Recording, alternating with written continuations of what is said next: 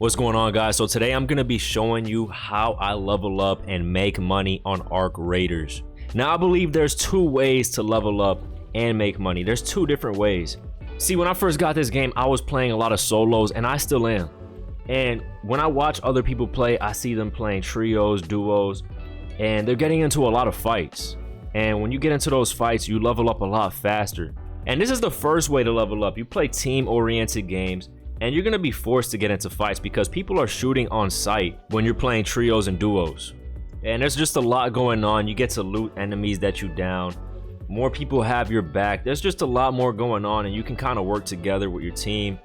And there's gonna be more chances of getting loot because there's so many people on the map.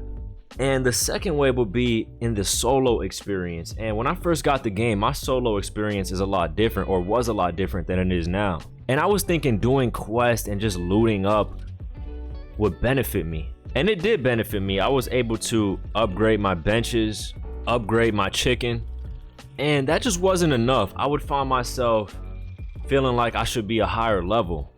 Definitely not maxed out because I haven't got a chance to play as much, but definitely a higher level than I am now. And I realized I can level up and make money a lot faster in these solo matches than I think I can.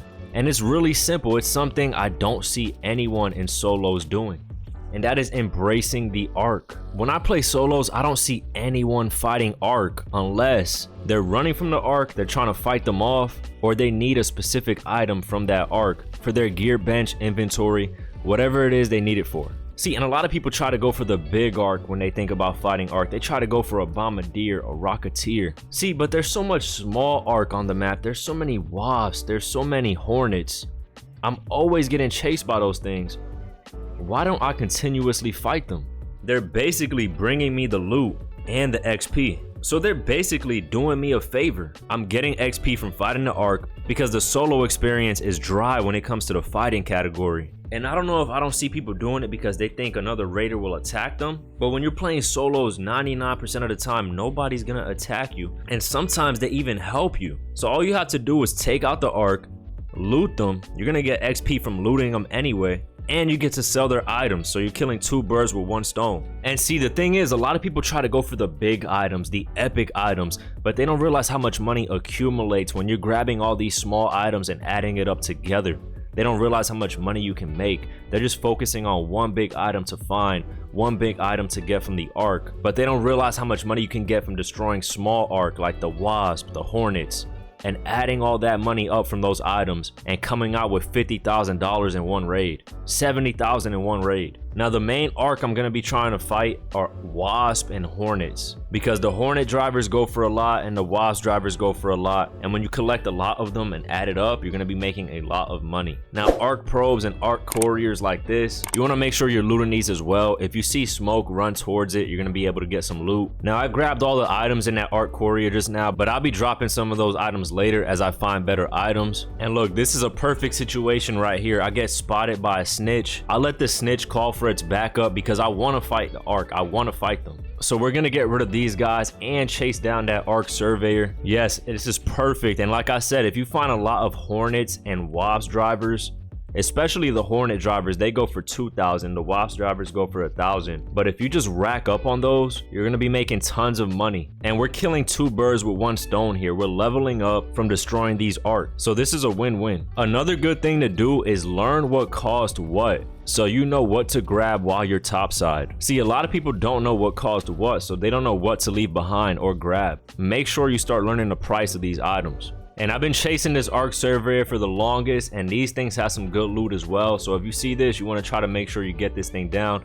The only thing is they do a lot of running, or rolling I should say, and it might just lead you to danger. So sometimes it's good to leave these things alone. But I was a bit hard-headed and I wanted to loot. I'm a loot goblin. There's no stopping a loot goblin. And yes, after fighting more and more Arc, you just gotta make sure you successfully extract.